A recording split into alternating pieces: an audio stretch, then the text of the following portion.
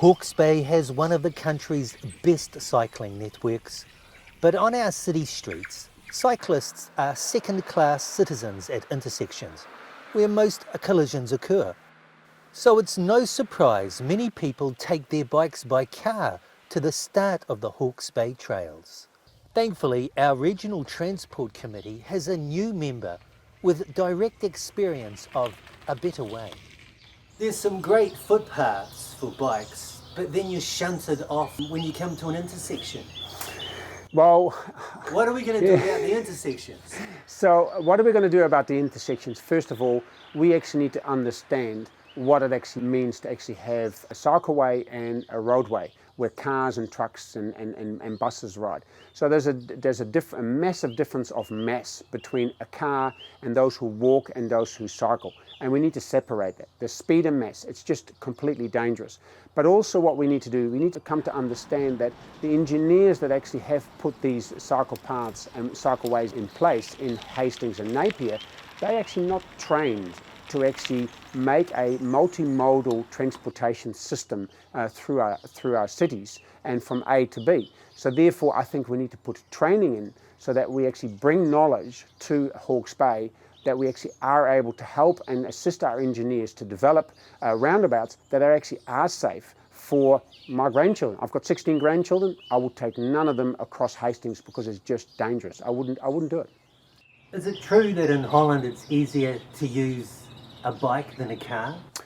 It's something that I often raise at council, but also when I have discussions with people. So in Holland, they've actually come to the understanding that to be able to have cyclists choose the bike over a car is by creating invisible barriers to the car so that the cyclist the bike will be chosen first to make a trip, a shopping trip, a trip to the bar, a trip to maybe the cinema or a restaurant. Because they have put in invisible infrastructure that makes it harder for a car to go from A to B. So they've chosen that the direct line is for cyclists and that the indirect route is for cars, but also larger cities you'll find. And I found it out sort of in 2011, 2012, when we made 2 visits there, that we couldn't find a car park that actually was affordable inside these cities. So we parked outside the city and then walked in. And we realized this actually was done on purpose to keep the cars out and bring bikes and cyclists and public transport in. And I feel public transport actually combines better with cycling and walking than it does with anything else. He says safer cycling has many social benefits. The joy that you get from cycling, you only have to talk to people who cycle on a regular basis, that this is actually a pleasure. You really enjoy the environment. It enriches children to be able to actually use their physical power, their muscle power. It's good for their well-being, social well-being, but also it extends their horizon.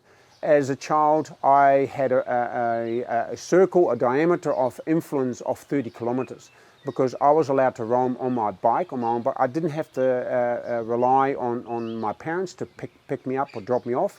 And I made choices as a young child from 8 onwards. I made choices for myself. When I needed to be home, where I would go, if I go left or right. Those were my choices. And I think that helped me in my development. And we have taken it away from our children, which is really sad.